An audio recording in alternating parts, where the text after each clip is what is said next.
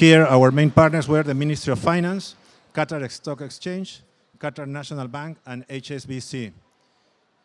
In terms of the new National Development Strategy 2030, there was an update focusing on sustainable development. Something very important is that there will be an incorporation of the climate finance initiatives and climate change projects within the strategy itself. Then some initiatives by Qatar Stock Exchange. They are signatory to the Sustainability Stock Exchange since 2016. They are collaborating with the MSCI ESG 20 Index, and they are providing reporting framework for listed organizations. There are other financial institutions initiatives. QNB is supporting the Qatar National Vision for 2030. It's the first bank in Qatar to issue green bonds, $600 million worth of green bonds. And then from HSBC, we heard that they are becoming a net zero bank. They're going to invest $750 billion to 1 trillion to finance clients make the low carbon transition. So in terms of finance, it was a very rich discussion and updates from the financial sector. We also have the Qatar Financial Center, London Stock Exchange, International Capital Market Association, Sustainable Financial Framework. There's going to be Qatar-specific sustainable bond and Sukuk framework in Qatar to regulate sustainable finance bonds. Then it's under development, sustainable finance strategy, as well as green taxonomy for Qatar with support of GGGI.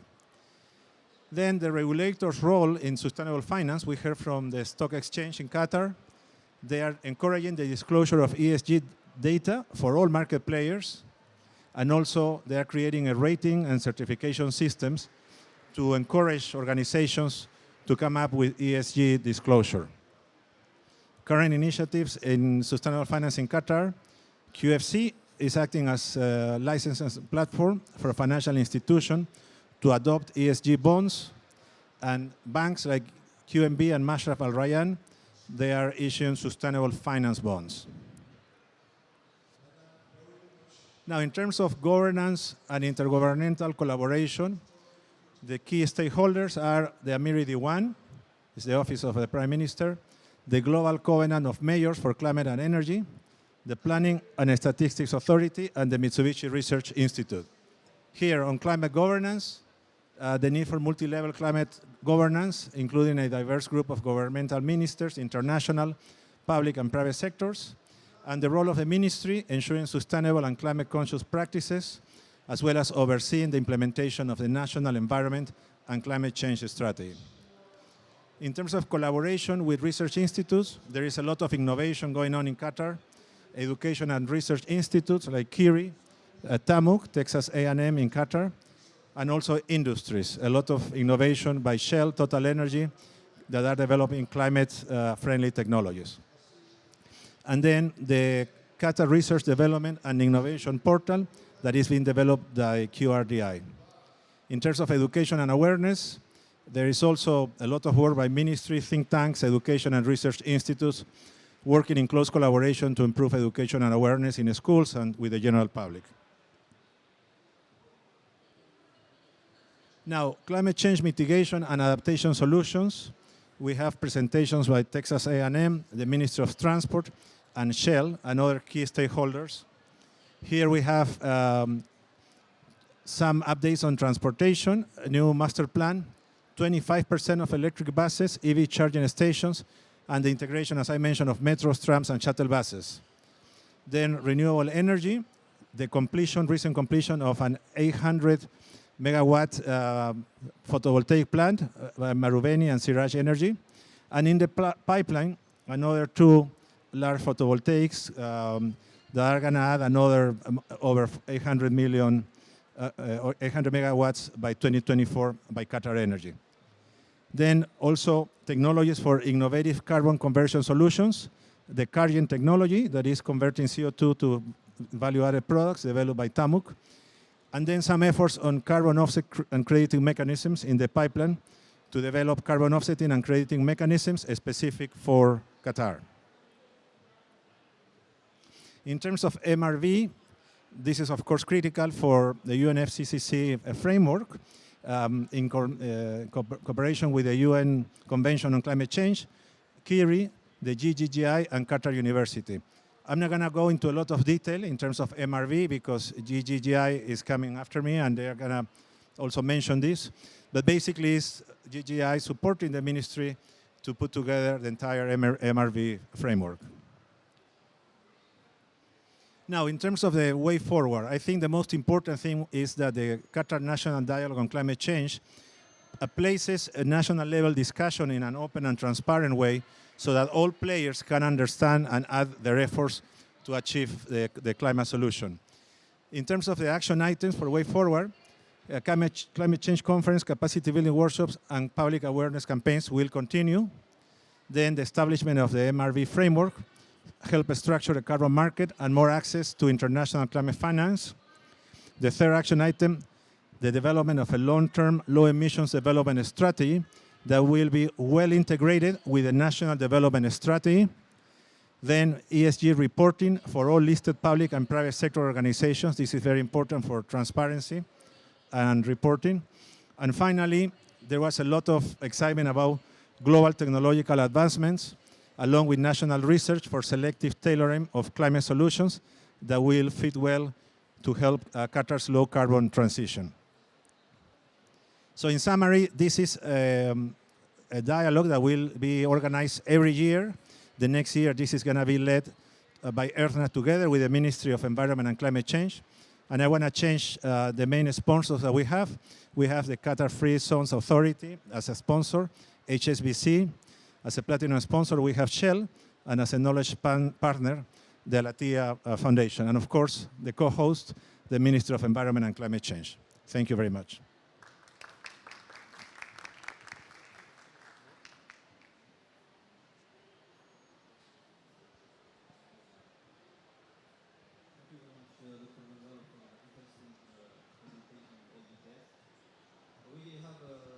Time for 2 questions. If anyone of the audience has any question about the dialogue or the project or the collaboration or on any part of the presentation. Do we have questions? Thank you so much for your presentation. I'm Saud. I'm from the Qatar Free Zones Authority, the PR communications team. So we worked very closely regarding the MOU that was supposed to be signed and things like that. My main question is I heard you say that there is going to be a transition with regards to certain companies in Qatar moving to net zero or becoming much more sustainable. What about the established companies? Because I know it's very difficult for someone that's already been established to move to become more sustainable.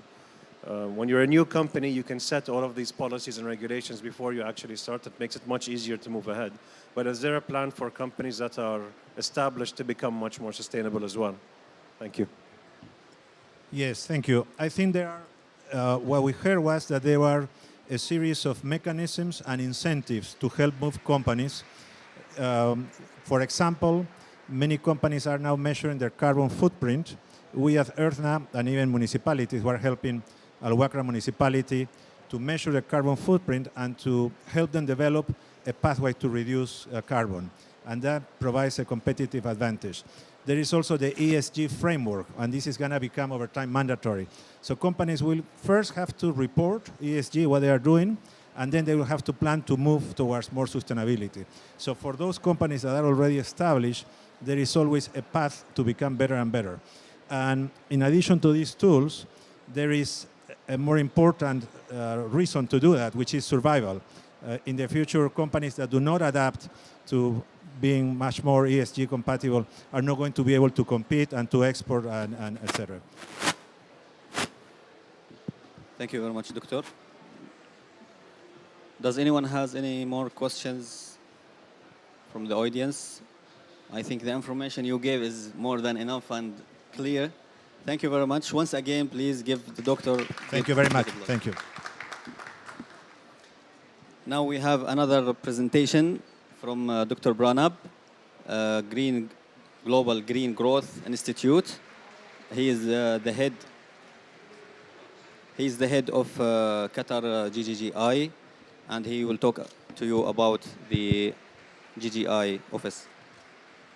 Thank you, Ube. Assalamu alaikum. Good morning, everyone. So it's so noisy. I hope that you can hear me. I'll try to be a little bit loud. So I hope you know about GGGI. It's a intergovernmental organization. We have now around 43 member countries. I think go directly to the next slide. Okay.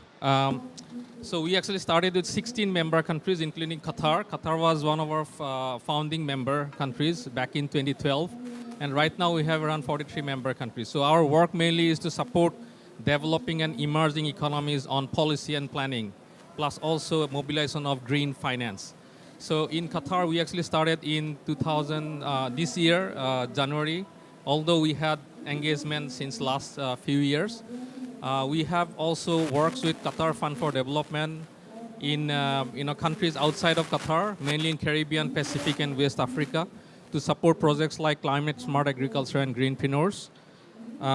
Just to give you a little bit of an idea like what we are going to do in Qatar, we have now 5 projects with the Ministry of Environment and Climate Change. I think MRV was mentioned by Dr. Gonzalez. Then we are also supporting around, like climate adaptation planning, because this is a key gap that we have identified in Qatar. Climate change is already happening, but I think we need to plan for adapting to it. And then promoting circular economy is another area that we are working on. Last but not least, I think we need to look at also how Qatar can actually use the green approaches for economic diversification. That's where we're going to work in Qatar Green Economy Pathway, where I think, like for example, Kiri, here we have Marcelo. They're also going to do similar kind of modeling, and we are going to see actually how we can, collaborate together to look at different approaches that Qatar can adopt for greening. So all these projects are going to contribute, of course, to the Qatar National Vision and NCCAP and QNE. I hope you know about these strategies, National Climate Change Action Plan and environment strategies that Qatar already has with specific targets. Sorry, let me go back.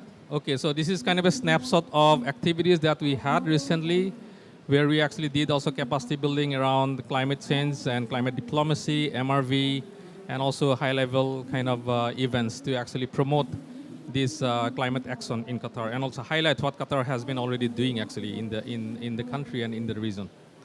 So when it comes to sustainable finance, I hope you know about ESG. You have heard about it. So ESG basically covers all this environment, social, and governance area. But I am basically mainly going to focus on what we call the green aspects of the finance, which is around mitigation, adaptation, and also other environmental objective. These financial, the flows that cover.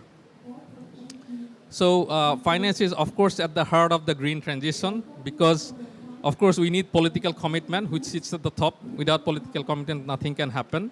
But I think when it talks about making things happen, then things like sectoral targets, MRV, and also making things happen, we need the financing and also allocation of the budgeting in the national system. So that's why it's very, very important. I think I don't have to emphasize more enough. So this is kind of a framework we developed with African Development Bank to look at what are the kind of readiness of countries in different sectors. And we had also in finance several indicators that can actually look at this readiness. So why finance is important? Because we have to massively scale up. If you look at the goals that you're looking at to achieve the 1.5 degrees goal, we have to talk about phasing out coal at the 5 times the faster the current rate. Basically, renewable electricity has to be around 70 to 80% of share in the energy mix by 2050. And the low emission vehicle has to kind of increase almost 12 times faster. This is a global picture. All of this, the mitigation solution. I am only focusing on the mitigation here, but then there is also adaptation. So huge amount of finance is needed, and actually this is happening. If you look at the current trend, for example, in the green bond, which is one of the key instruments for mobilizing finance, green finance, it's actually increasing rapidly. I think last year almost $1 trillion US was mobilized from green, plus also other bonds that also, contribute to other social goals like poverty reduction or inequality.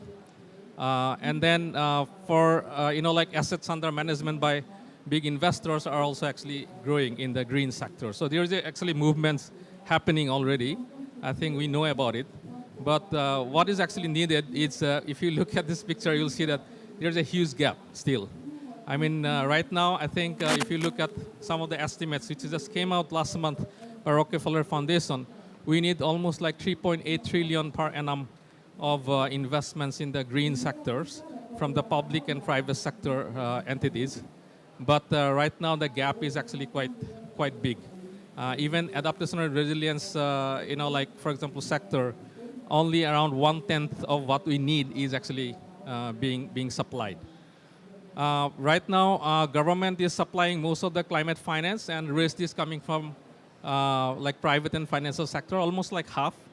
But I think this, of course, has to a little bit shift in terms of mobilizing more private finance if you want to scale up in a big way. So that's why the financial sector's, how can I say, role is very, very important in this green transition. And actually, if you look at some of the how can I say, trends in the last 2 years, there has been a lot of coalitions that are being formed. One is, you can see here, Glasgow Financial Alliance for Net Zero, which is a coalition for among the 500 major financial institutions across 46 countries. And another is Network for Greening Financial System, Greening Financial System, which is actually coalition of actually regulators. So these are kind of large coalitions are actually being formed. I mean, there's also things like Race to Zero, which is led by UN, which is also, I think, being now, how can I say, collaborating with the G funds to actually move this agenda forward. So I think these coalitions are really actually supporting this, aligning this different investment with the greener, like paradigm, and also mandating different climate-related disclosure, ESG disclosure that Gonzalo mentioned earlier. So just one of the things that I wanted to highlight, that why people are doing it, especially the financial sector, one of the things that is very important is to actually manage the climate-related risks in the financial sector. Because, there is physical risks from for example, increasing floods or increasing, sea level rise that is going to impact the operations of this sector or companies. But there is also transition risk. This is especially very important for Qatar because as the countries move towards the, green paradigm, so they'll be using more greener products or maybe using lesser natural gas. So then there's a risk to the, revenues or the countries or the companies. So these both risks has to be managed. And this has been a focus for, for these coalitions. And in terms of, main areas that is currently under discussion or under development is, one is, of course, the risk disclosure. How much is the risk that in the financial sector or different entities are facing from climate change? But another is, of course, having more better data to actually assess these risks. So right now, data has been one of the key issues for the sectors, that there is not enough granular data, especially at the sectoral level. The risk at the sectoral level is not there. For example, in Qatar, we do not know what is the impact from climate change right now at the national level. And once you have the national level impact data, that can be actually translated to more entity level or sectoral level data. So we need both.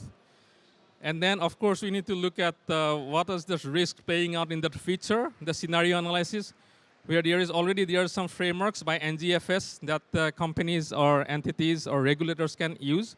But this is also another area of focus. And then, of course, you need, how can I say, overarching strategies and policies, plus specific frameworks to define what is green or not. And one of the key frameworks that actually we think is very important is the green taxonomy or sustainable taxonomy. I think I'll skip this slide. This is just showing that already these are being mandatory in different countries. For example, in EU, it will become mandatory from 2023, some of the disclosures. Then in US also, I think it is going to be mandatory 2023. And most of these are based on some frameworks called TCFD that David will actually cover in his next presentations. And as you can see here, this disclosure is becoming mandatory in many countries, like in EU, United States, and other countries are already considering to make it mandatory. So it's actually happening. And this will have implications for Qatar as well, going forward. And in terms of green taxonomy, actually we think it will provide a common language for classifying the green activities from the non-green activities. And it is actually a backbone for sustainable finance road mapping in most of the countries, because it helps also align these investments to the more greener sectors. So this is one of the key, I'll say, building blocks. And if you look at the global landscape, already many other countries have developed green taxonomies, almost 25 countries or more than that. EU taxonomy is one of the most advanced ones, but then countries like Mongolia or Kazakhstan are also actually developing it. So I think for Qatar also this is an imperative, or in the region, that we have to look at this area and how to actually develop the green taxonomy to assign what is green and what is not with a very country-specific consideration. So there are, of course, different approaches to do it. I will not go into it. And to develop green taxonomy, of course, you have to collaborate between the government and the private sector. This is just a little bit elaborate how this collaboration and thing can happen.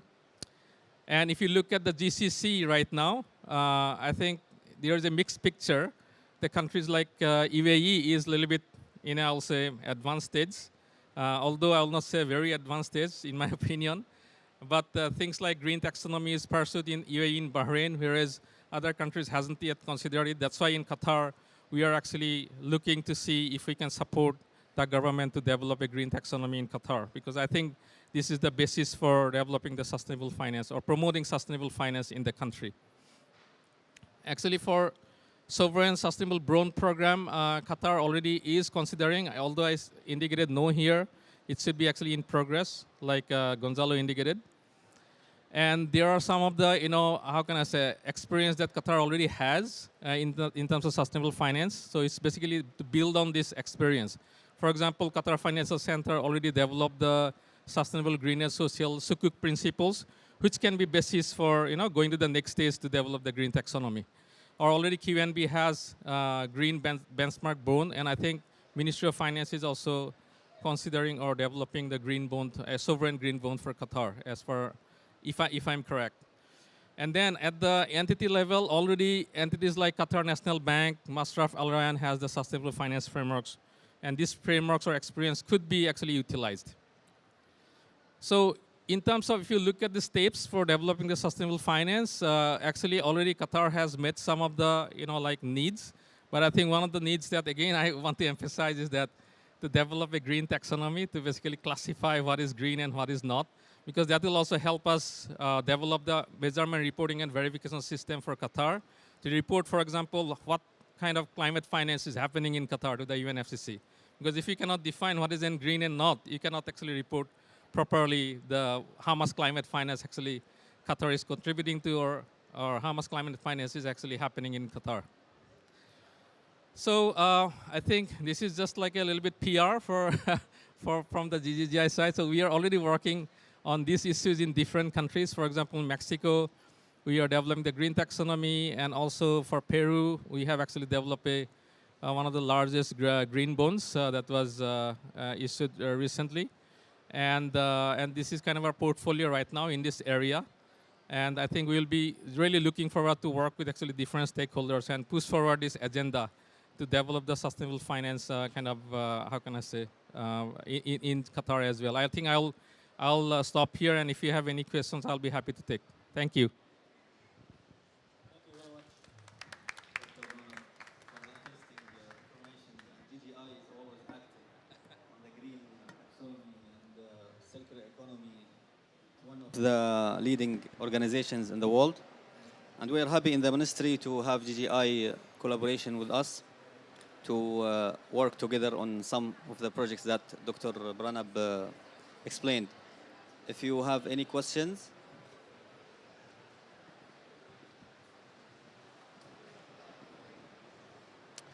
Thank you, Pranab. You talked a lot about green taxonomy and reasons for Qatar to want to develop one. I wonder if you have any thoughts on to what countries or regions' green taxonomies Qatar should perhaps align its own, and why? Yeah, I think that's a very question that I don't have an answer, but definitely I think we have to look at, okay, the presentation is already off. So I showed actually the countries that already is developing green taxonomy. So we are now doing a scoping study to look at exactly what you're asking, to see actually which aspects of different taxonomies that are developed in different countries or regions, we can actually consult when you go for developing a green taxonomy. For example, the EU taxonomy is based on very kind of criteria-based screening criteria. For example, in EU, any like technology that has more than 100 grams of CO2 emissions over the life cycle is not considered green. But in other taxonomies, they only look at, for example, not the life cycle emissions, but only the operations, scope of emissions. So I think for Qatar, we have to look at what will fit best and where we can start, looking at the current level. And also, of course, the role of natural gas will be very, very important in Qatar. How do you actually define? Because natural gas, we know that it's recognized as a transition fuel by many entities or countries. And then how do we actually put it in the context of the green taxonomy will be, I think, one of the key issues that we have to consider. Yeah. Do we have any another question? Actually, I have a question, if you don't mind. Yes, sure. So you mentioned the MRV and circular economy and risk assessment and green taxonomy. Is the green taxonomy related to other projects, and how? What is the connection? Okay, that's a very important question, I think. It is related, but of course, MRV scope is different. But for example, now we are attempted to develop 2 MRV systems for Qatar. One is we call the NDC tracking MRV. That means MRV of actions, adaptation, mitigation, and capacity building, technology transfer, plus climate finance flows. And another one is like an MRV of greenhouse gas emissions. Now, to develop the MRV of climate finance flows, how do I know which activity is green?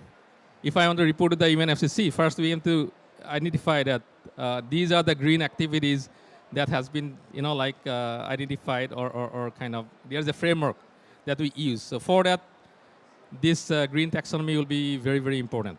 Yeah, I think for the MRV, I can actually give an example. But for overall for sustainable finance framework, right now, if you talk to the banks or the entities like KFC Regulatory Authority, we haven't talked to Qatar Central Bank. They will tell you that they really want a green taxonomy because they would also want to encourage the companies to invest in those specific areas. They would also want to kind of provide incentives to companies who are working on the specified, identified green activities.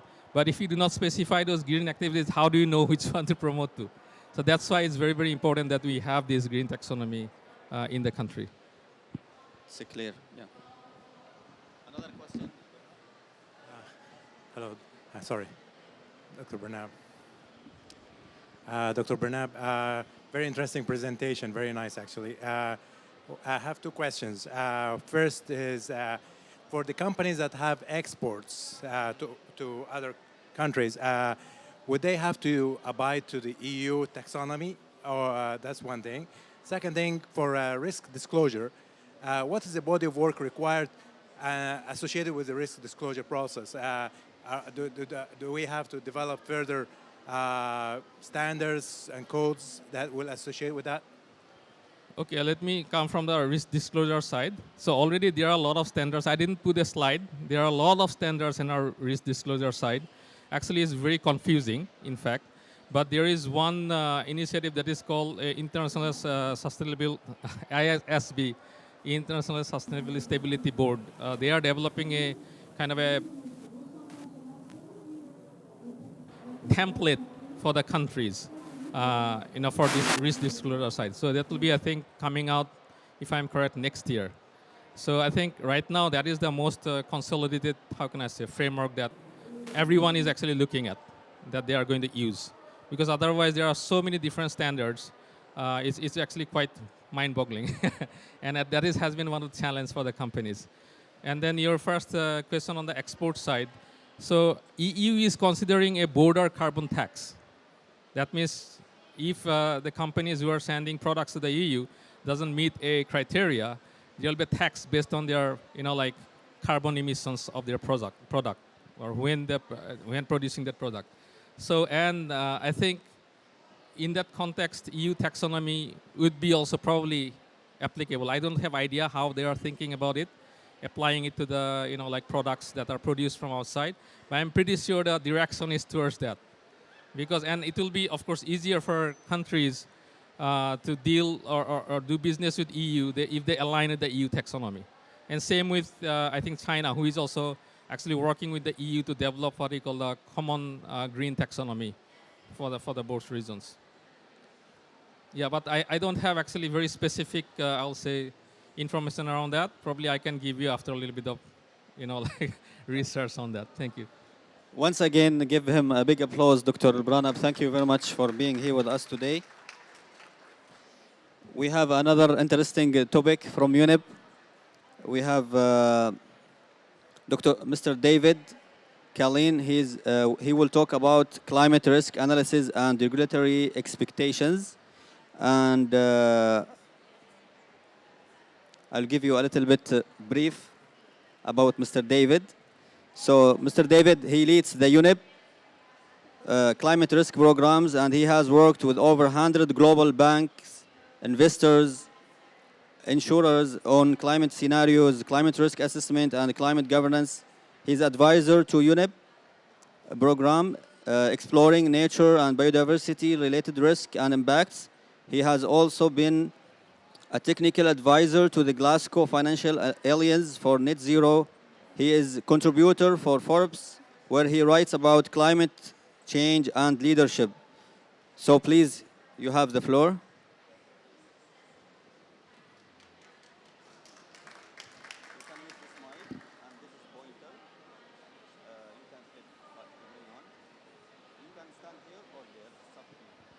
Great.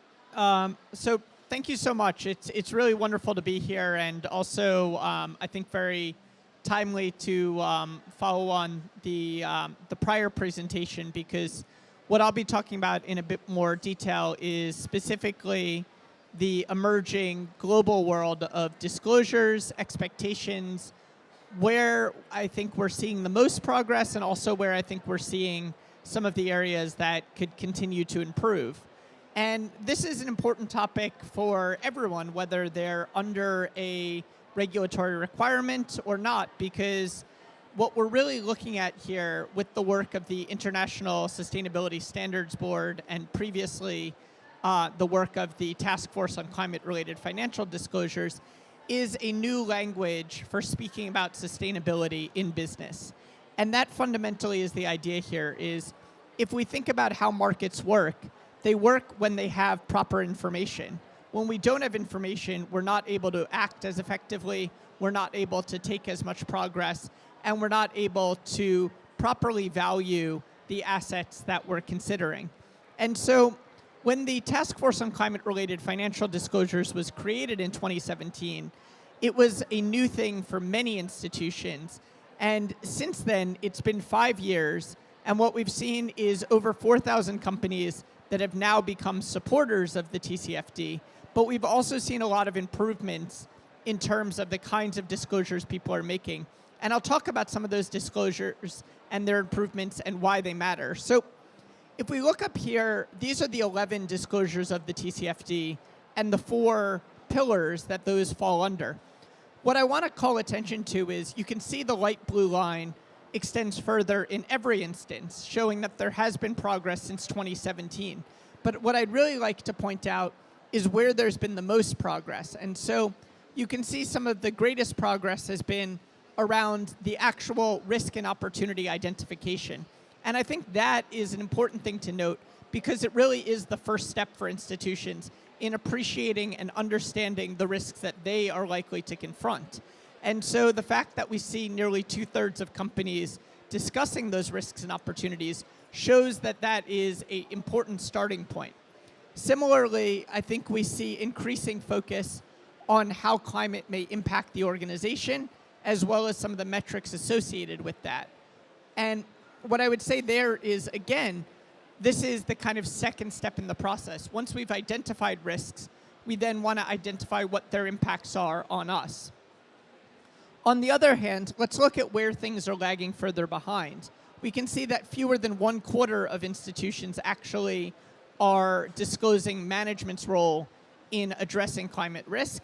And we also see that not many institutions are really commenting on the resiliency of strategy, by using scenario analysis, fewer than 20%.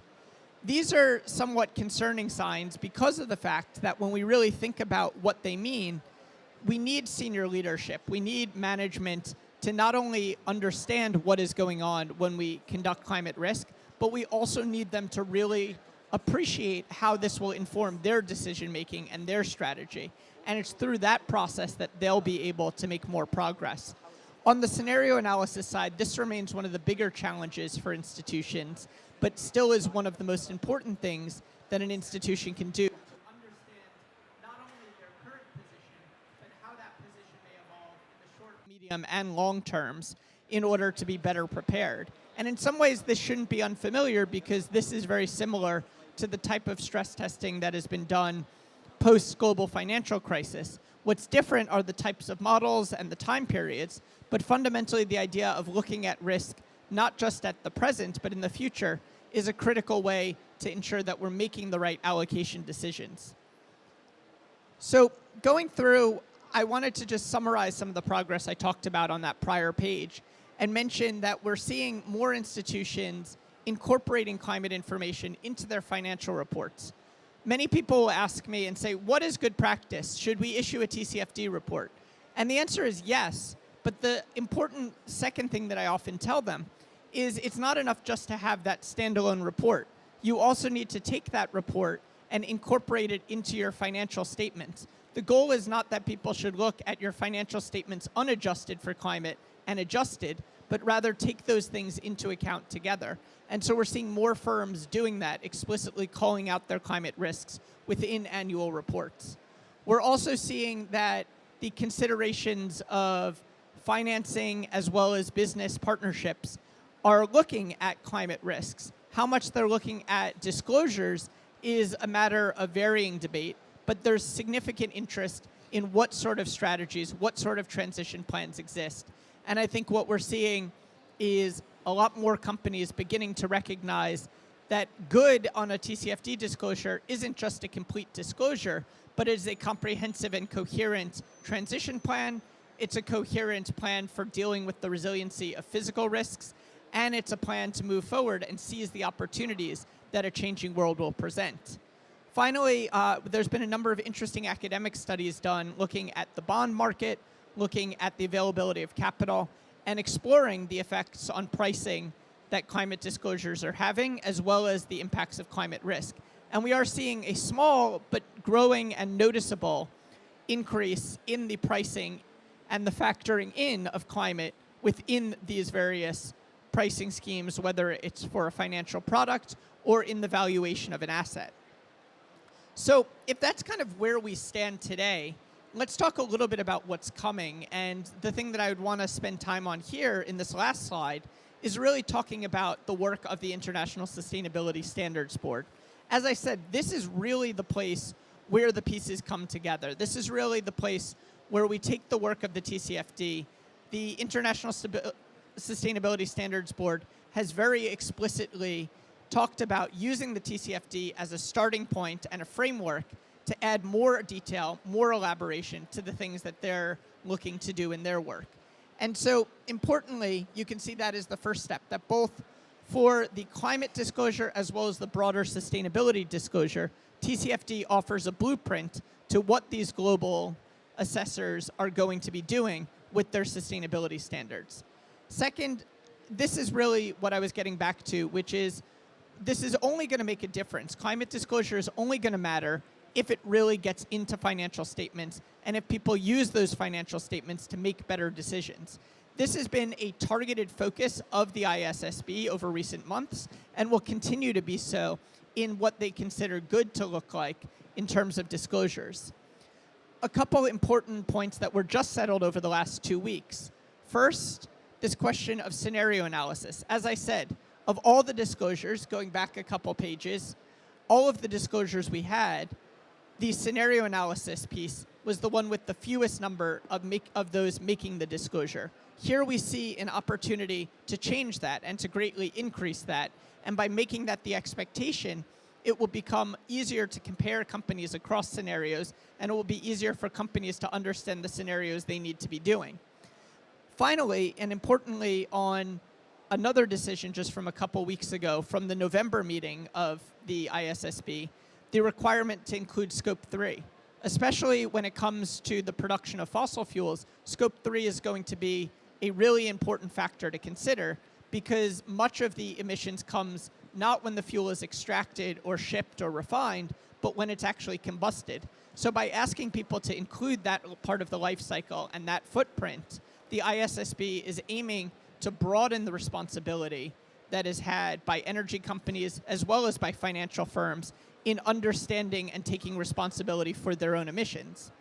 Finally, I would say that there's a number of steps in this coordination plan, not just with the EU, but with regulators across the world to support this idea of interoperability. We don't want to have a world of dozens of different standards based on different places. We want to have one world where all of us can look at the same set of statements and be able to make sense of where the risks exist and what steps are being taken to manage and mitigate them. This is the world that we're looking to create, and these are the challenges that are confronting us when we think more specifically about a global standard for disclosure.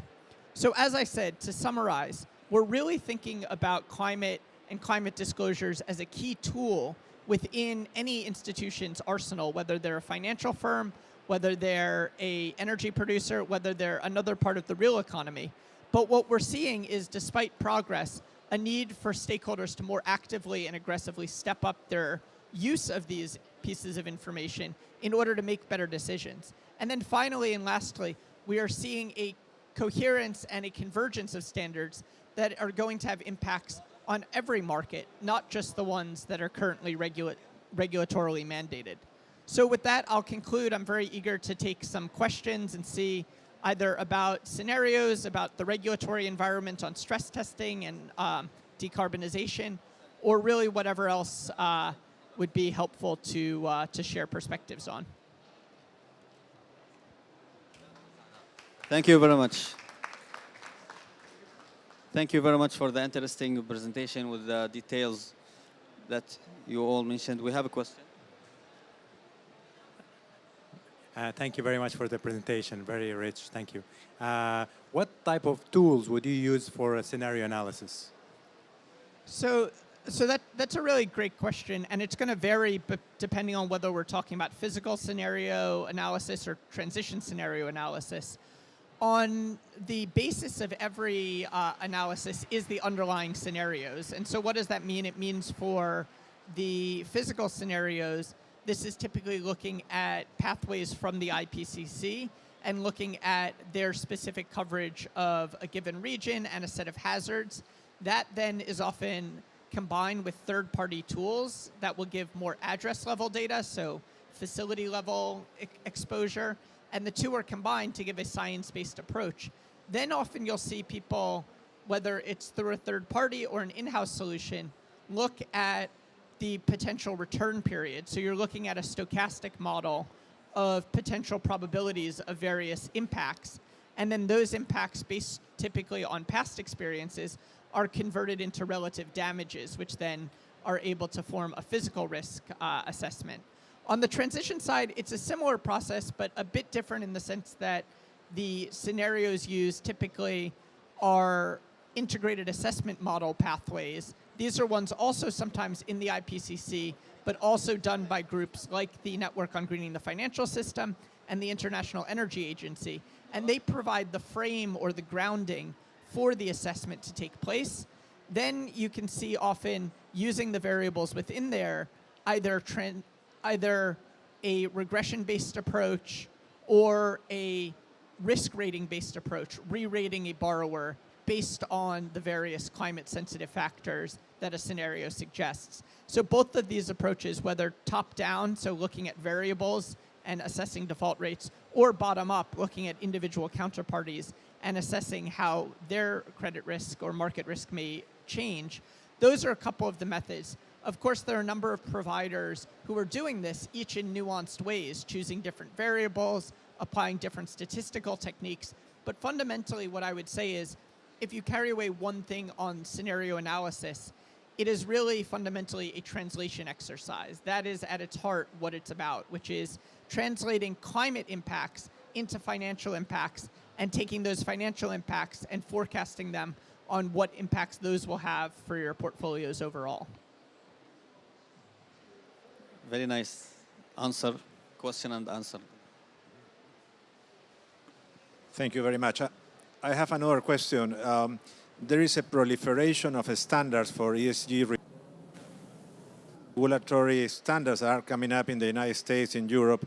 What can a company do to adapt to all of those moving targets, and how do you see a convergence in the future and in terms of the solution? Thanks. It's a valid concern and a big concern for many companies, especially those with international supply chains and multinational operations. What I would say is I think this is why the work of the ISSB is so valuable, because it really is about bringing coherence to all of these different standards. One thing that I think will hopefully give everyone in the room a little bit of comfort when it comes to the emergence of standards is that a lot of them are based off the same overarching framework. That framework tends to be the framework laid out by the TCFD, and many others have now adopted that framework or are applying it. We see this both in the EU with the ESRS guidance. We see this also with the SEC regulation. And what I would say, and this is the comforting piece, the existing standards tend not to be contradictory. They tend to be overlapping and somewhat inclusive. So what I mean by that is the SEC, for example, doesn't require scenario analysis, but if you've conducted it, it requires you to show it. The ISSB, as I mentioned, now is going to be expecting scenario analysis. So it's not a contradiction in the way of you should use intensity-based targets and I should use absolute targets. It's rather a comprehensiveness. And so I think a report that is comprehensive will hit on all of these and be somewhat interoperable in terms of being an appropriate report for SEC disclosures, for the ISSB, and for maintaining the TCFD. And so what I would say is the goal of the ISSB is to lay out what those high standards look like. And then if countries or regulators want to mandate less than that, then so be it. But the goal should be to have at least the full suite of ambition. And so what we're avoiding here is a contradiction in approaches. We're not seeing different methodologies recommended. We're not seeing different disclosures called for. We're just seeing a different set of the required items. And so if you take that superset of required items, I think we get a lot closer to a coherent single set of standards. Thank you very much. Once again, please give Dr. David big applause. Thank you very much for being here with us. Thank you for the time. From UNEP to Qatar again, we have a good presentation and very important topic from Engineer Mishal Al-Shimmari. He will talk about pathways to circular economy in the tourism sector. And Engineer Mishal, he's well-known guy from Qatar Foundation to EarthNA, and he had some experience before in the oil and gas. More than 13 years he worked in the oil and gas. So from oil and gas to research to EarthNA, he has made a big contribution toward building cultural sustainability of Qatar and the region by promoting rising awareness and socially responsible building practices among industry and the public. And he worked before in the Qatar Green Building Council. Please give him a big applause.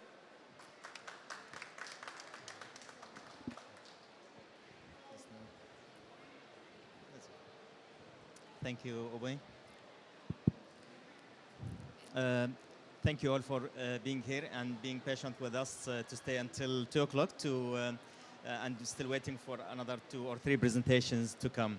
So I would like to introduce to you some work that we have done in EarthNA Center related to the circular economy and our focus on very important topic, which is the tourism sector. So as ERTNA, we have started that work in 2016 and explored the challenges that we have in the region, and especially in Qatar, in an important topic, and we try to link it to our other programs that we have in ERTNA. So our vision is to realize a resilient tourism sector in the Middle East to support the sustainability and prioritize the well-being for the people.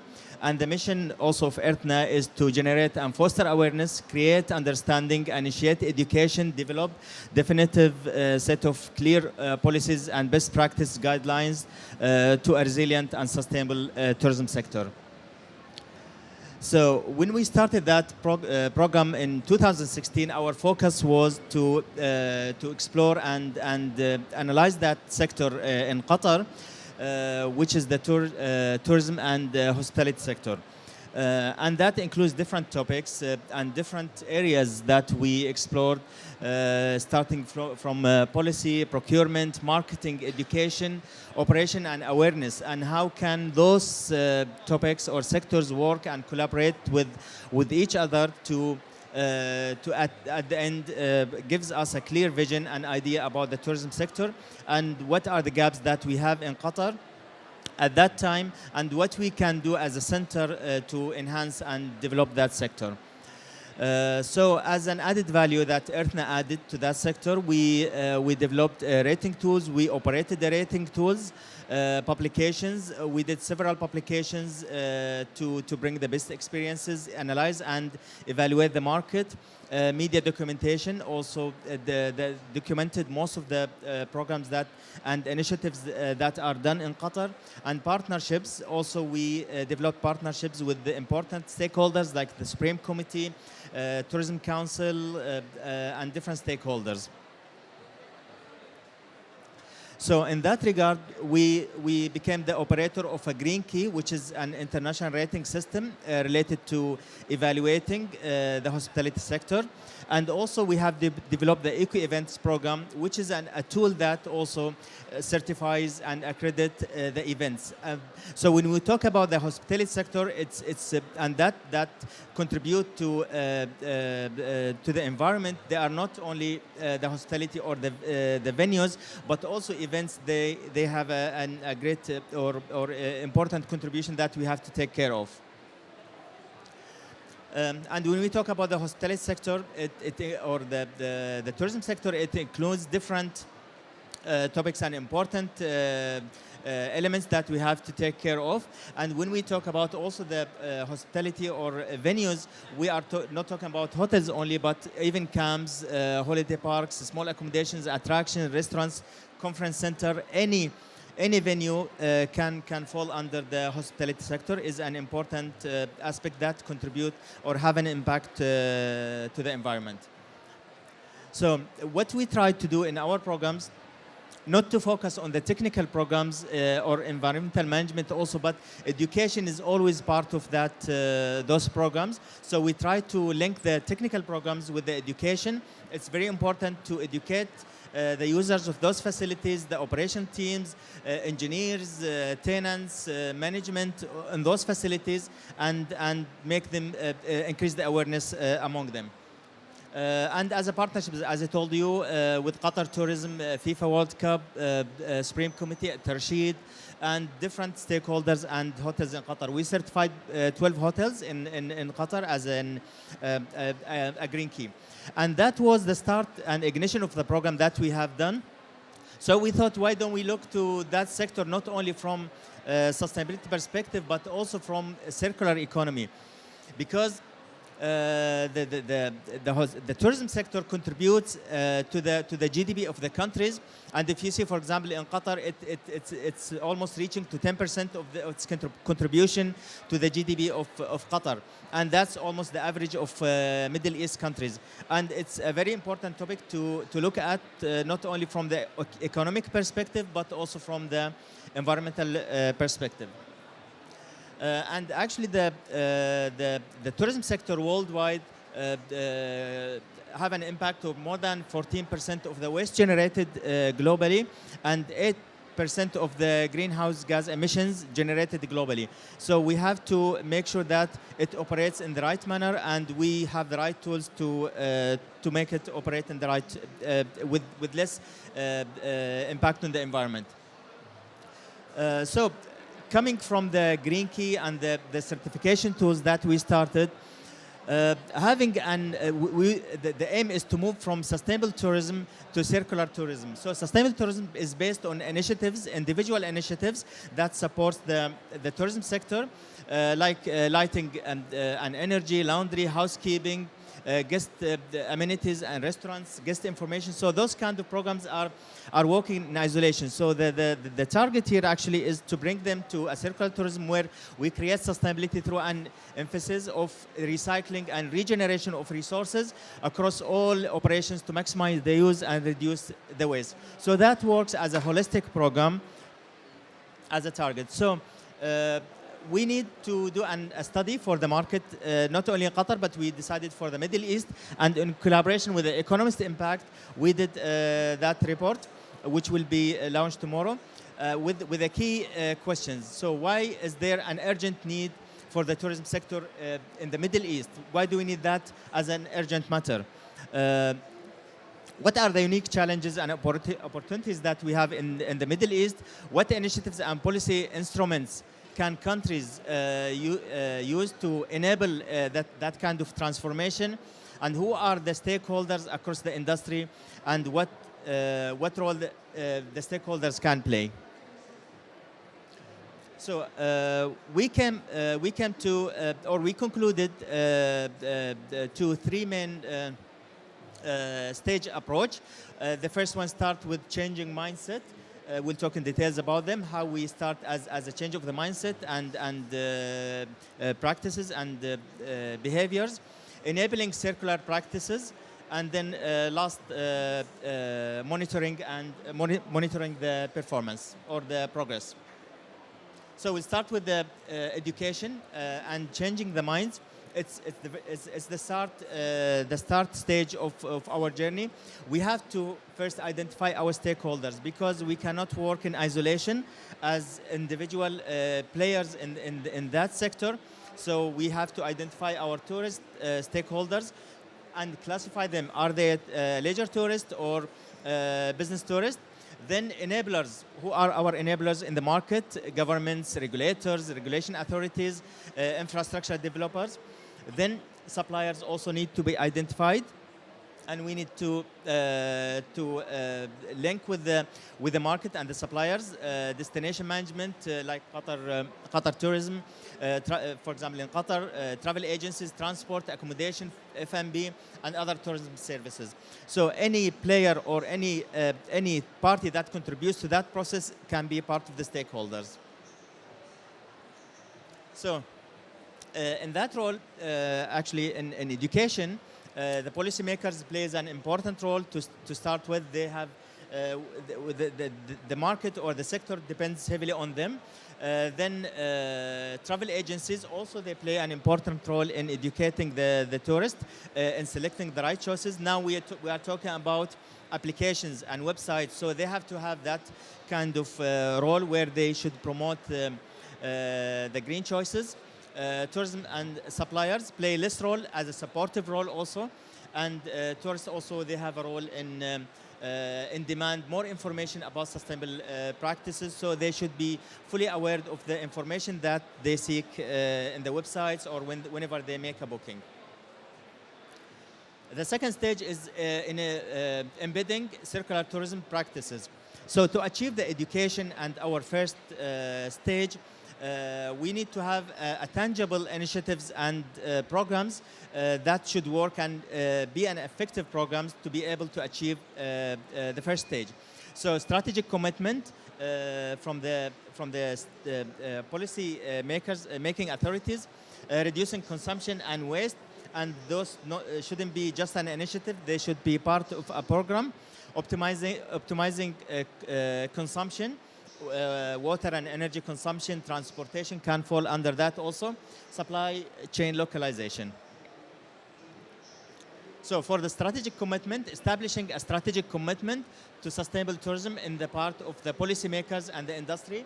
This is a main role for the policymaking authorities to establish those commitments, and then the suppliers should follow that policy recommendations. Tourists will follow also, and travel agencies. Reducing consumption and waste. As we mentioned, the waste produced by the tourism sector is really contributing to in a big percentage as a worldwide, so that need to be tackled and studied very well. So proactive initiatives and choices by the industry and tourism to reduce excessive consumption and to minimize waste. That also start by the suppliers. So the supply chain plays a very important role in that as a start. Tourists as practices and behaviors, when they do tourism, they do an important role in reducing their waste generation.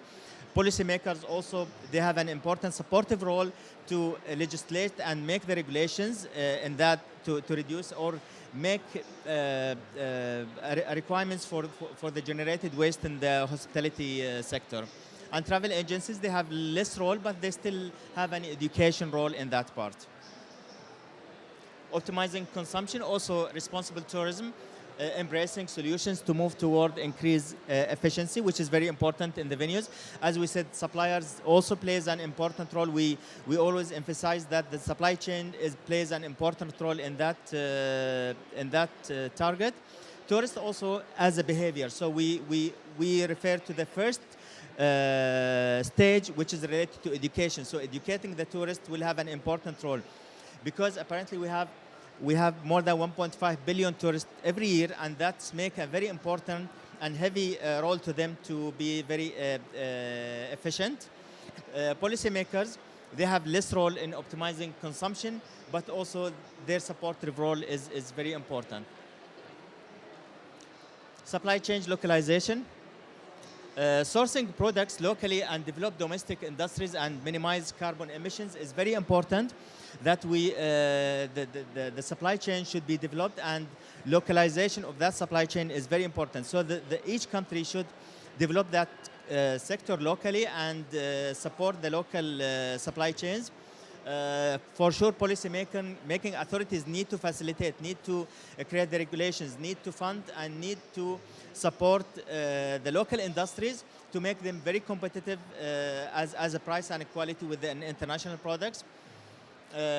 Agencies also they have a role in educating as well the tourists, and tourists, they have a role also to go always for the eco-friendly choices. As we see, for example, in supply chain, this is the produced GDP. For example, in the Middle East, it's 5.1 as a direct GDP from the tourist sector, but the indirect income is about 9%. So we have 4% that produced as a GDP produced indirectly from other industries, from the supply chain. So that gives a very good income to the market and to the suppliers within the industry to take part of. The last one is standardizing the data collection will be a key monitoring progress. We cannot improve what we cannot measure. So we have to have measures, we have to have rating tools, we have to have a data collection mechanism, a very efficient data collection process to be able to evaluate our initiatives and programs. Are we going in the right direction? Are the initiatives or programs that we have done are successful? Do they really meet our targets? So we should have such programs and tools. As I told you, as EarthNA, we developed the Eco Event program. We operate the Green Key program. So those kind of tools very important to make ourselves evaluate our processes and monitor our progress. So we can talk about sustainability and driving improvement without first measuring where we stand. This is a very important. So when we did that report, we wanted to evaluate the market. We need to have a gap analysis to evaluate our current situation, and that need tools and efficient data collection mechanism. this what certification allows us to do. So this puts a very heavy load on the policymakers. Policymaking authorities need to certify that market, need to regulate it, so we can have a very good and quality of data.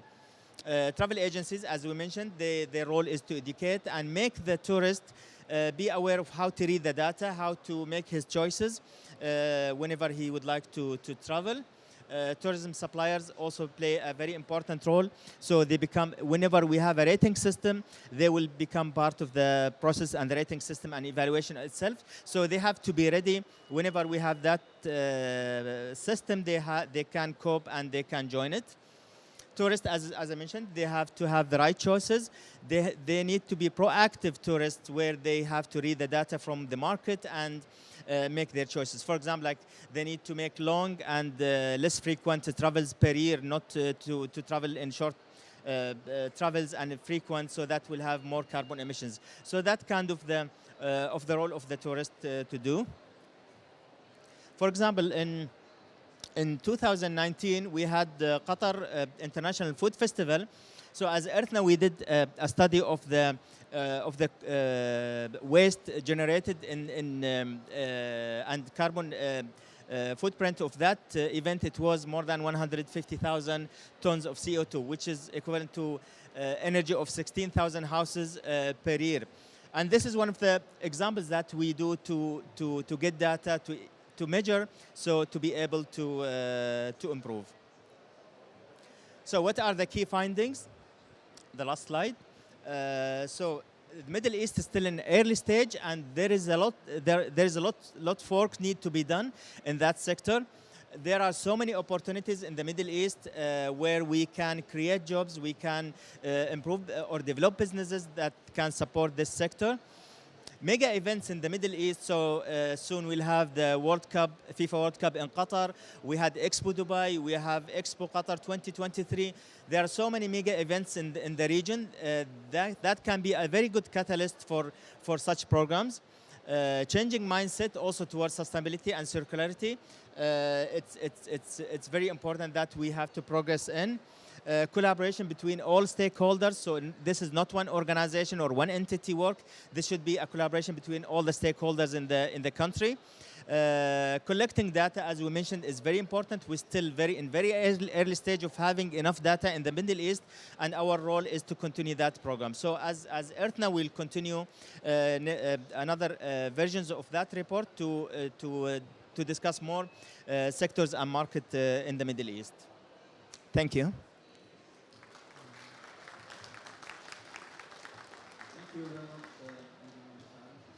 We have only one question. Okay. Yes. Thank you.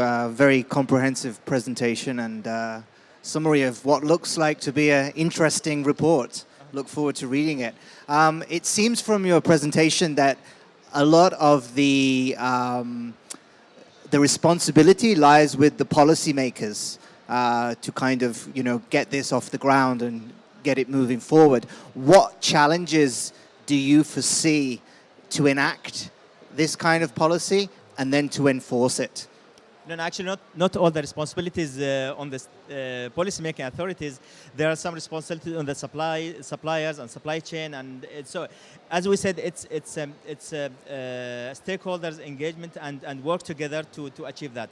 But as we always say, the most important role of the policy-making authorities are to lay the ground and regulate the market, and everything will follow. So, for example, when we started the Green Key and Eco Event programs, Supreme Committee had that mandatory for any registered supplier to them to be a Green Key and Eco Event registered and registered in Al Tadwir, a recycling certification program that we developed also, in a recycling facility to be registered as well. So that forced all the suppliers and recycling factories or companies to approach us to get certified. So this is the important role of the policy-making authorities, is to regulate the market, and everything will follow after that. Thank you very much, Engineer Mishal. Once again, please give him a big applause for the comprehensive presentation. And we have Dr. Orion from Supreme Committee for Delivery and Legacy. He will talk about the role of the World Cup in supporting the response to climate change. I think everyone is interested to hear about World Cup. All right. Hello. Good afternoon, everybody. How are you? Friends, colleagues, football fans, how are you? We're standing here with 11 days left for the kickoff. So I'm going to give you a brief overview of the sustainability measures that we've implemented in the World Cup program. You will see some things that hopefully you will see when you come to the stadiums to watch the matches, and some things you might see on the screen as well. But first, I'd like to... Do you know how to play this video?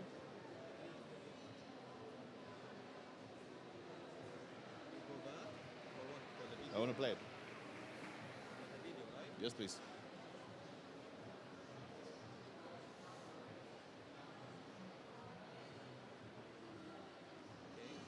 Yeah, we should have tried this before, huh?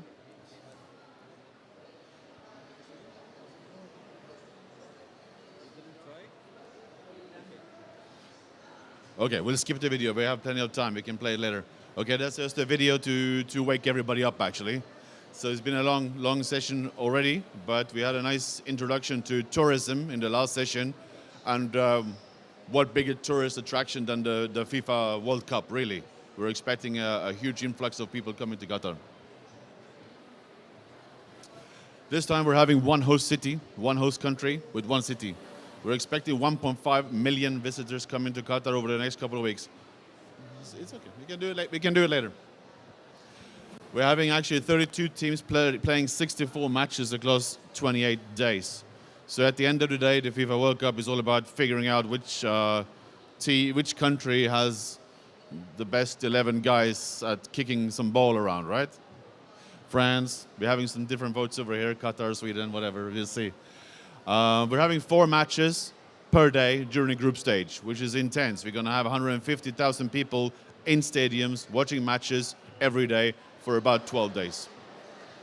We're having 8 stadiums hosting these matches. In previous World Cups, Russia and Brazil, we had 12 and 14 stadiums. So it's a lot more compact with lesser stadiums, more strain, more pressure. And we're expecting over 500,000 visitors coming to Qatar on the busiest day of the tournament, which is in the beginning, because halfway through, half of the people go home. When we started the program, we set out some higher level goals. If we had only been concerned about having football pitches and being able to play the matches and see who is actually the world champion, this program would have been very different. But we were putting in goals such as innovation, legacy, sustainability, quality, and unity to make this part of the journey towards the Qatar National Vision 2030 as a way to have a midpoint, have a way to expedite some projects and push people, bring stakeholders together and deliver an amazing FIFA World Cup while helping the country developing towards the National Vision of 2030. To be able to do that in a sustainable way, we work together as Supreme Committee with FIFA and the local organizing committee Qatar 2022 to come up with a sustainability strategy. This document was published around 4 or 5 years ago. It was the first time that FIFA engaged directly with the host country to have a joint strategy. Having the joint strategy allowed us to work in more detail during the preparation phase and also having a stronger focus on legacy. So what we are doing in this strategy is to try to reduce impact or maximize opportunities during the actual event, while at the same time seeing how that can have a legacy impact going forward. So our strategy covers the broader perspective of sustainability across 5 pillars. If you have seen the Qatar National Vision, you've seen this is very similar. If you have seen the United Nations Sustainable Development Goals, you will see a lot of resemblance there as well. Today I will talk briefly about our environmental program.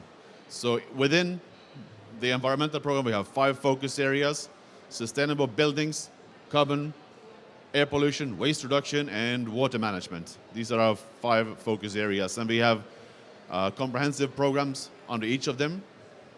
I will give you a brief overview over the next 5 to 10 minutes. If you are interested in learning more, there is a detailed progress report available on fifa.com/sustainability, where we are continuously updating against every single initiative that we have. So what have we done? We had to have stadiums to be able to host the World Cup, right?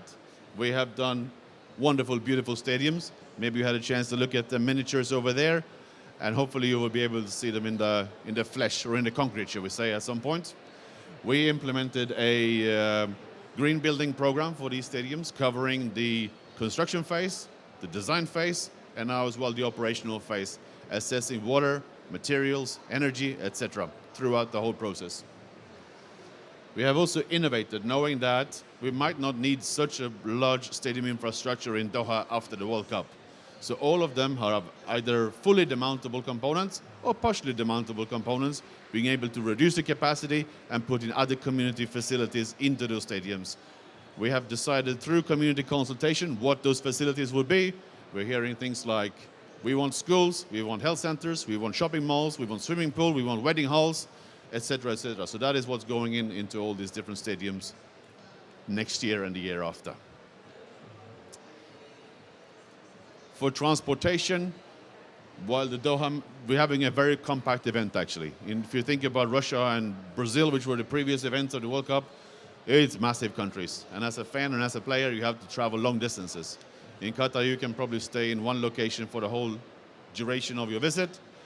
Be it the team that will last until the final, they can stay in the same hotel the whole time. Eliminating our domestic flying, everything can be accessed on road, on land, via metro, bus, or in some cases, cars. We are using the Doha Metro, which is connecting all of the stadiums, either directly or through feeder buses. The state-of-the-art metro system. Access to the metro will be free of charge for ticket holders, workforce, and media for the duration of the program, or the tournament, I should say, which is also unique. The country has taken delivery of 750 fully electric buses that will serve the tournament and remain in Qatar to serve the general public transportation system after. With taking 750 electric buses, you also need to build charging stations. You need to train people on how to drive these things. You need to train people on how to maintain these things. So it's a big operation to do that. Okay, what else are people going to do when they come? Well, they need to eat, right? So we have worked with stakeholders to be able to come up with a sustainable sourcing program. I think Michel mentioned this before, that we have requirements for everybody to sign up to our sourcing program. That talks about local sourcing. It talks about minimizing packaging and waste. We have worked so hard with all of the catering companies that are coming into the World Cup to make sure that they do not have too much packaging. If they have packaging, it's compostable or recyclable. And there will be plenty of vegan and vegetarian options. And we're also working with people to monitor the portion size. There's a big problem with food waste, to have too much food on the plate or too much food in the back of house, and we have to throw it away. So that has been our focus during the program. If you think about it, there is a lot of meals that are going to be served. We're having 64 matches. We're having a workforce of almost 10,000 people at every match. They eat at least twice during their shift. Then we're having all the fans that are coming, and they want to eat as well. So there is a huge opportunity here to do something around this. And I'm actually happy to say that during this work around packaging, with the suppliers and the catering companies, they are changing their supply chain for now and hopefully for the future. And we're seeing suppliers in Qatar as well now stocking recyclable and compostable materials for food packaging at a completely different level now. I think I'm not going to add anything to Michel's presentation around the accommodation. He did a good job, I think. We had a program together with his organization around green hotels, where we had training for almost all the hotels in Qatar on what to do with cleaning, energy management, refurbs, water, etc., etc. But we also knew at the start of the program that we're not going to be able to host everybody in hotels during the World Cup. So our program includes a lot of temporary accommodation as a way to not overbuild and cater to the peak demand rather than to cater to something that's going to be more sustainable for the future. So as part of our program, we will have 3 cruise liners temporarily moored in Qatar. from a company called MSC, and there will be beautiful accommodation, very good solution for us. They come, they have beds, they have restaurants, they have bathrooms, they park their boat, and off they go afterwards. So this is very helpful. We are also going to offer a lot of camping. Temperature is very nice in Qatar during the World Cup, and this will be a nice experience as well, I believe. In terms of renewable energy, we have recently, as a country, opened the first mega-scale renewable energy plant, and I'm sure there will be some presentation around that later. This is an 800 megawatt facility which will provide power for the World Cup and for the national grid going forward.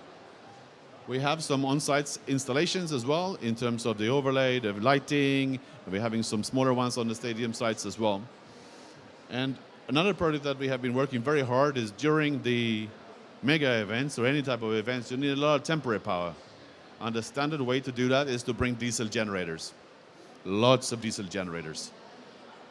Through a 3-year program together with Karama, the national utility and grid operator in Qatar, we were able to replace diesel generators with temporary substations.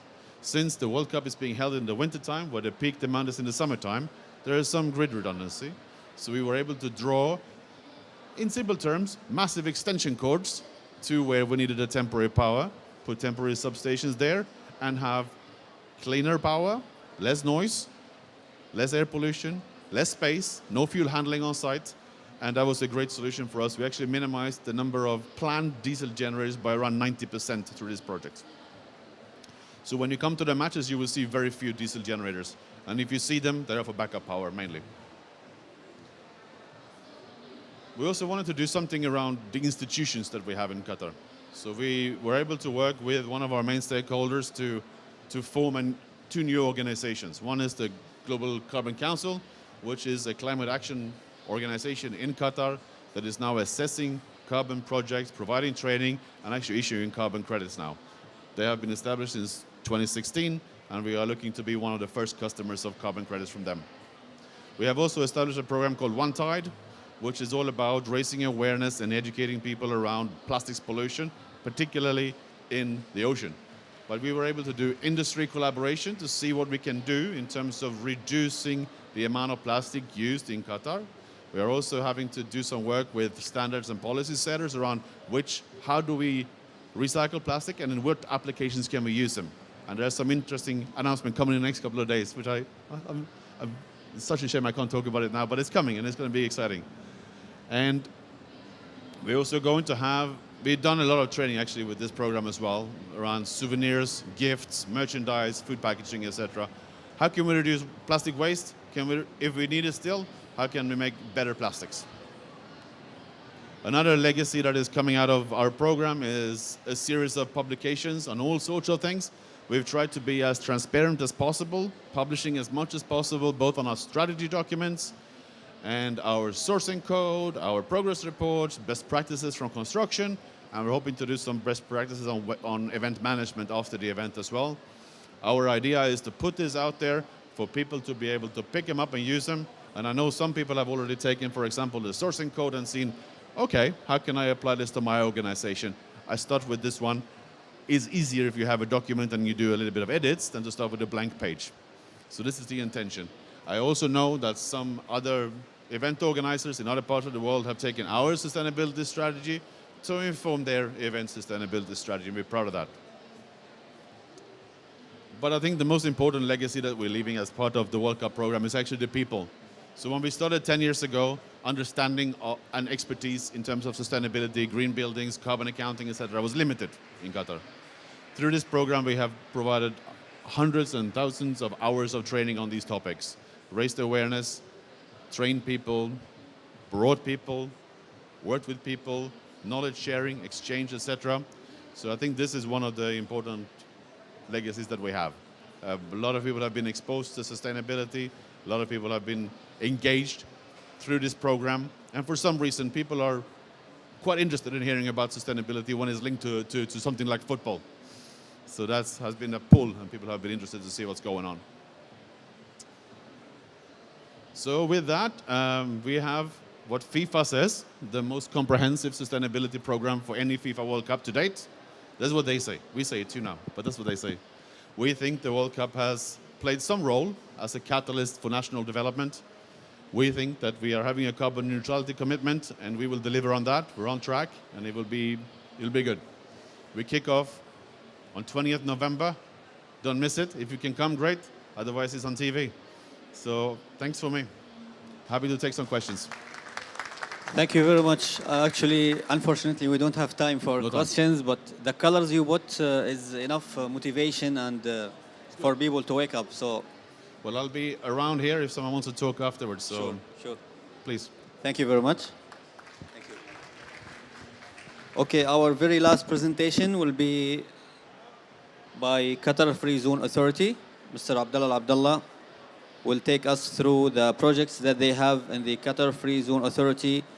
He will talk about methods of addressing the phenomena of climate change in Qatar. And Ahmed Idrisi, he will join the presentation. So this is the first presentation. 2 people will be there. Teamwork. Yes. Thank you.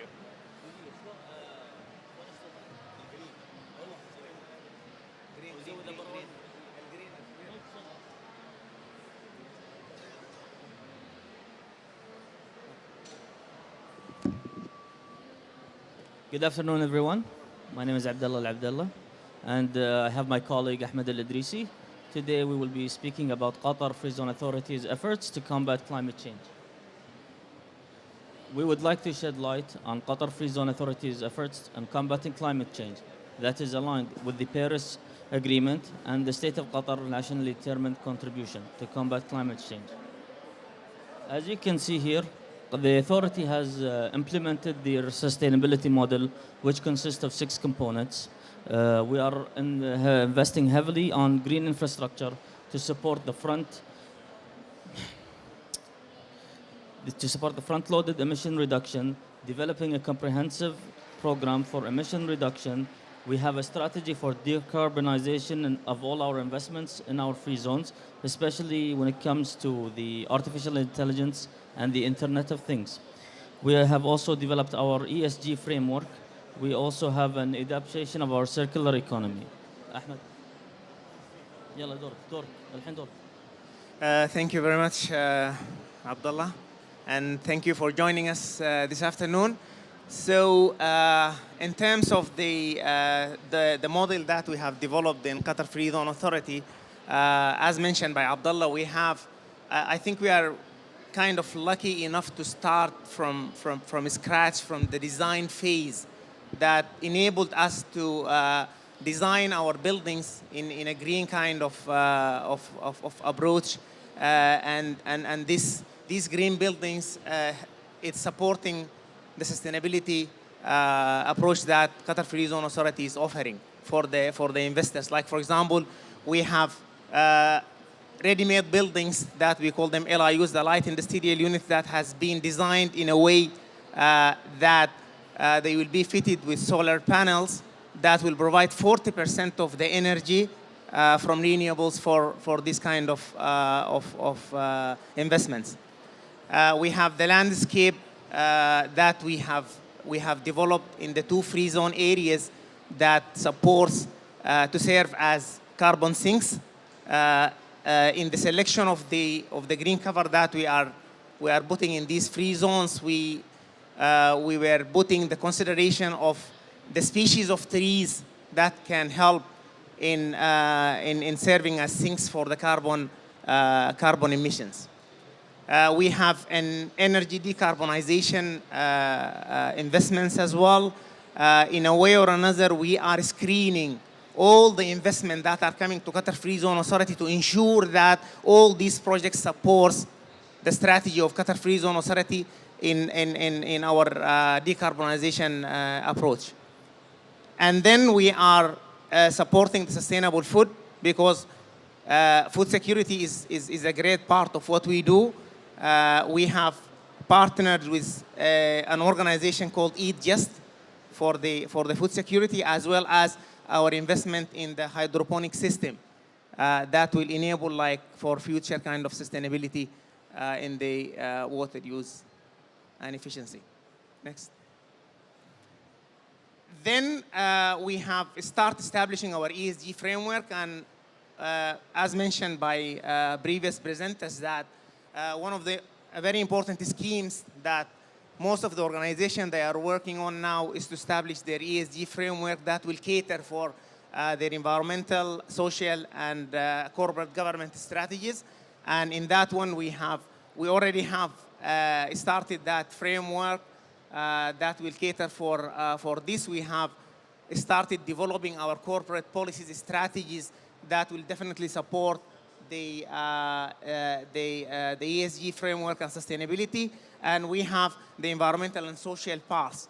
And in these ones, we are incorporating things that are related even to the equity, diversity, and inclusion, and so forth.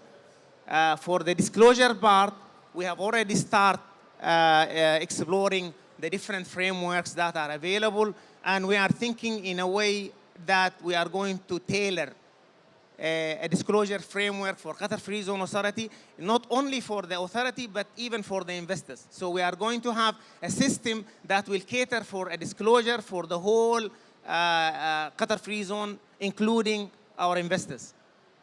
We are establishing a data warehouse whereby all these data that we are going to collect from the investors on a regular basis, like monthly basis, these data, because we have investors that are coming from an international, as mentioned previously by Dr. Ranab, that in some countries, the scheme has already been regulated. And those companies or investors, they are already reporting their ESG as per the requirement of their countries. And we are developing a system whereby all this data that will be extracted on monthly basis, those investors, they can pull it out and then they can use it in their reporting for their countries later, because they have to include whatever information that they are getting from their business here in Qatar in their disclosures for their mother companies in their countries that they are working for. So I will come later to shed light on other things, but now I'll hand it over to Abdullah. Okay, as you can see here, that this slide represents part of our QFZA investments in relations to the electrification.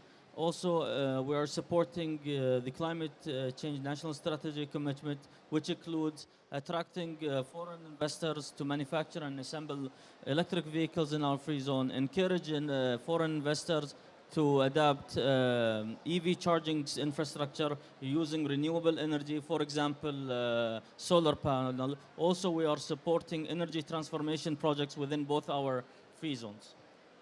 Also, as you can see here, this is an example of a schematic project that one of our entities in the free zone is currently working on, which is Inventus. And Ahmed, could you take it? Okay, technology. We know that technology plays a critical part in sustainability. And we know that we need to incorporate technology whenever we talk about sustainability. So Qatar Free Zone Authority has invested in these technologies. For example, the cloud services. We know that cloud services play a big role in cutting off the greenhouse gases. And we have invested in 2 data centers within the 2 free zones that we have. These data centers will serve as an infrastructure for enabling technology that will help in our sustainability approach. We are pushing forward for the IoT, the Internet of Things, because we know that using this infrastructure that we have from the technology perspective and the applications into the IoTs will definitely help a lot as well into supporting the sustainability approach that Qatar Free Zone Authority is adopting. And then the AI in carbon offsetting, which is the artificial intelligence that we are encouraging our investors as well to adopt. All these things, as I said before, that whoever is coming to invest within Qatar Free Zone Authority, when they come to present their business case for the investment, we have a very kind of stringent screening process whereby we have lots of discussions with these investors to ensure that they are going to adopt these kind of technologies to facilitate the approach for our sustainability as Qatar Free Zone Authority. So circular economy, this is, and as we can see, lots of people, they have talked about circular economy before. So this is something that we have already incorporated into our approach. So as I said before, our buildings has been designed as green buildings to cut off the waste, to cut off on whatever things that are coming on the supply chain for the construction of these buildings. And not only that, but we are subscribing to standards that are certifying these buildings as green buildings. Then we have at the operational phase, we have the optimization of energy and utilities using technologies, and in our distribution and the logistics, Qatar Free Zone Authority has been located in an area that's strategically located to ensure that whoever is coming to invest within Qatar Free Zone Authority is with the proximity of the two main kind of logistic hubs, which is the Hamad International Airport as well as the Hamad Marine Port. Plus, we are working closely with our logistic investors to ensure that they are having proper plans. And now we already have a discussion with some of these logistic companies that has already started shifting into the EVs, the electric buses, into their fleet.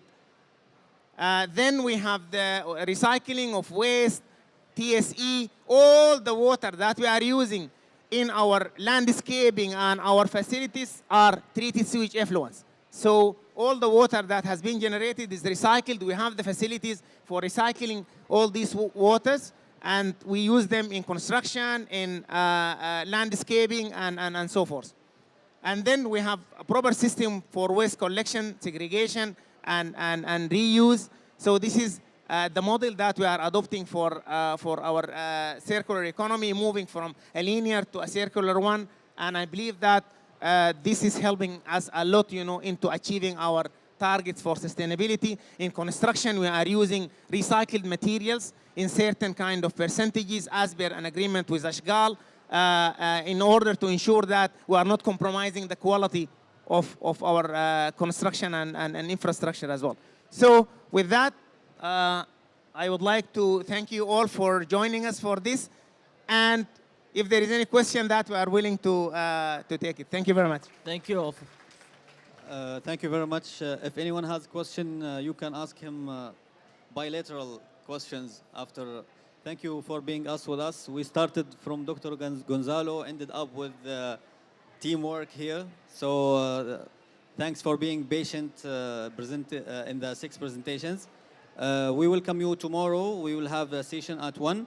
And please have a free to have refreshments. Thank you very much.